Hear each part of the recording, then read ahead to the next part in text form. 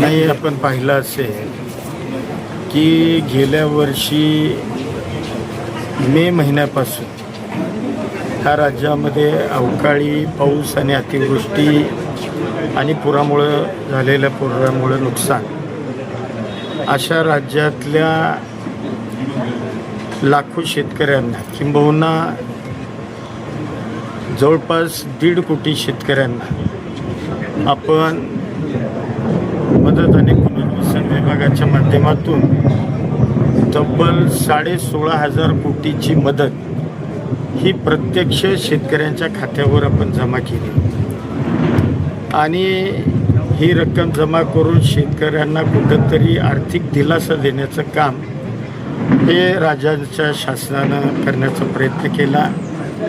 आता कालच्या मार्च असेल, एप्रिल असेल, मे असेल या महिन्यांमध्ये सुद्धा कुठं अवकाळी पाऊस, काही ठिकाणी वातावरणातील बदलांमुळं शेतकऱ्यांचं उदाहरणार्थ कोकणामधला आंबा आणि काजू या कोकणातल्या असणाऱ्या शेतकऱ्यांचं झालेलं नुकसान आणि राज्यामध्ये इतर या 2-3 महिन्यामध्ये झालेल्या शेतकऱ्यांचं नुकसान याकरता कालच आम्ही तब्बल 334.94 लाख म्हणजे 334 कोटी 98 लाख रुपयाची मदत ही शेतकऱ्यांना त्या ठिकाणी आम्ही मंजूर केली आणि यामध्ये राज्यामध्ये जिथं जिथं पंचनामे झाले, जे प्रस्ताव आमच्याकडे सादर झाले माझ्या विभागाकडे, ती मदत आम्ही ताबडतोब म्हणजे एका दिवशी आम्ही ही मदत ही शेतकऱ्यांना काल मान्य केली.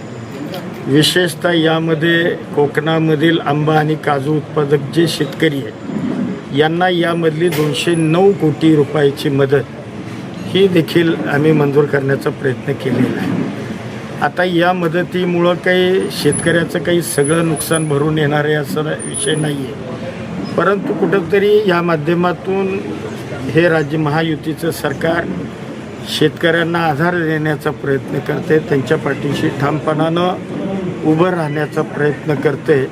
अशा पद्धतीचं काम हे या महायुती सरकारचं निश्चितपणानं सुरू आहे.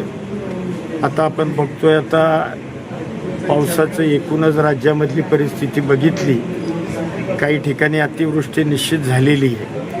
त्याची नुकसान भरपाई जसे पंचनामे आम्हाला प्राप्त होतील त्या पद्धतीनं तीही नुकसान भरपाई जिथं कुठं मदत देणं राहिलं असेल तीही मदत आम्ही देण्याचा प्रयत्न हा आमचा निश्चितपणानं राहणार आहे. परंतु आपल्या माहितीकरता मी आपल्याला निश्चितपणानं सांगेन की हे सरकार यायच्या पूर्वीची काही अंदाजे 5,000 कोटीची मदत जी शेतकऱ्यांना देणं बाकी होतं ती मदतसुद्धा आम्ही सरकारनं शेतकऱ्यांना देण्याचा प्रयत्न हा त्या ठिकाणी केलेला आहे. आता एकूणच दुष्काळ सदृश परिस्थिती किंवा दुष्काळच काही भागांमध्ये पडलेला आहे. पावसाचा अद्यापही काही पत्ता नाही, काही ठिकाणी पाऊस झाला आहे, परंतु पावसाचं एकूणच आपण जे पडण्याचं जे बघतोय सगळं पडतोय तिथं एकदम अतिवृष्टीच होती आणि नाही तिथं अजिबात पाऊस नाही, असं एकूणच परिस्थिती आपल्याला निश्चितपणानं बघायला मिळते. अल निनोचा प्रभाव हा निश्चितपणानं आहे. त्यामुळं अनेक या हवामान तज्ज्ञांनी आपल्याला सांगितलेलं आहे की यावर्षी तुटीचा पाऊस देशामध्ये पडेल आणि राज्यामध्ये सुद्धा पडेल. त्यामुळं याकरता सुद्धा येणाऱ्या परिस्थितीला शासन हे खंबीरपणानं त्या ठिकाणी या येणाऱ्या परिस्थितीला सामोरं जाणार आहे. या संदर्भात असणाऱ्या उपाययोजना यासुद्धा त्या ठिकाणी सगळ्या प्रशासनाला म्हणजे जिल्हाधिकारी असतील, विभागीय आयुक्त असतील यांना यापूर्वीच आम्ही बैठका घेऊन या अनुषंगानं सूचना दिलेल्या आहेत. त्या पद्धतीनं शासन निश्चितपणानं तयार आहे.